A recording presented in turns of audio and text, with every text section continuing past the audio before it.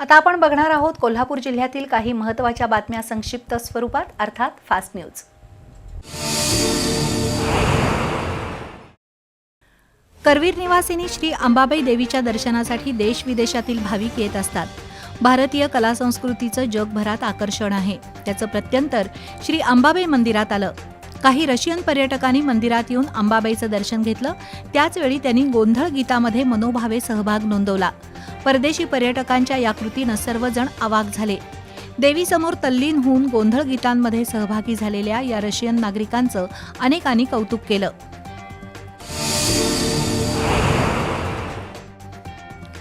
Rajaram college टेकडीवर काही समाजकंटकांनी गवत पेटवून दिलं। त्यामुळे तिथं लावलेल्या सुमारे 150 पेक्षा अधिक झाडांना आगीची झळ बसली।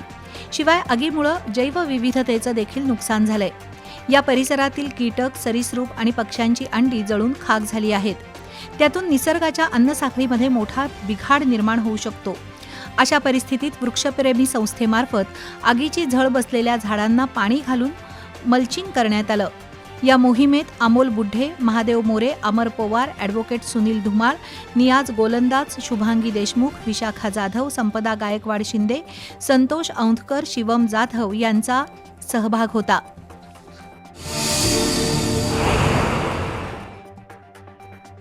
मनरेगा योजनेचं नाव बदलण्याच्या निर्णयाविरोधात भारतीय कम्युनिस्ट पक्षाच्या वतीनं कोल्हापूरच्या जिल्हाधिकारी कार्यालयासमोर निदर्शनं झाली।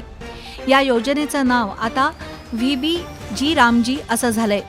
राष्ट्रपिता महात्मा गांधी यांचं नाव पुसण्याचा प्रयत्न केंद्र सरकारकडून होत असल्याबद्दल जोरदार घोषणा देऊन सरकारचा निषेध करण्यात आला। मनरेगाचं नाव पूर्वीप्रमाणे कायम ठेवावं अशी मागणी करण्यात आली।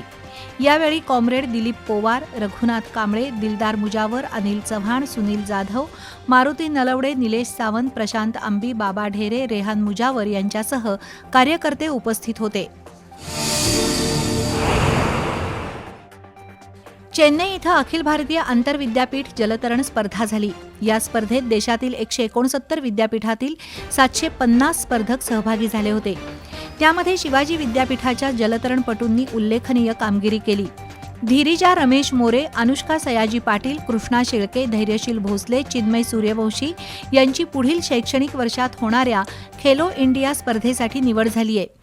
या खेळाडूंना क्रीडा विभाग प्रमुख डॉक्टर शरद बनसोडे, संघ व्यवस्थापक डॉक्टर प्राध्यापक सुनील खराडे, शिवाजी विद्यापीठाचे प्रशिक्षक प्राध्यापक डॉक्टर महेश पाटील, सुचय खोपडे, डॉक्टर राजेंद्र रायकर यांचं मार्गदर्शन लाभलं।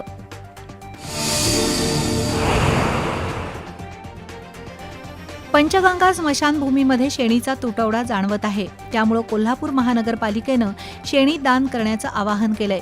त्यानुसार क्रीना ओमवीर महाडिक यांच्या वतीनं पंचगंगा स्मशानभूमीला 5000 शेणी दान करण्यात आल्या। यावेळी ओमवीर शंकरराव महाडिक, आरिव महाडिक, गौरव कांबळे उपस्थित होते।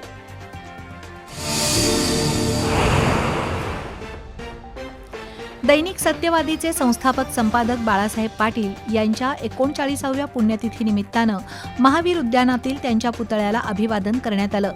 दैनिक सत्यवादीचे संपादक राजकुमार पाटील, कार्यकारी संपादक सुरेश पाटील, समुद्रगुप्त पाटील, रोहित पाटील यांच्यासह मान्यवर उपस्थित होते।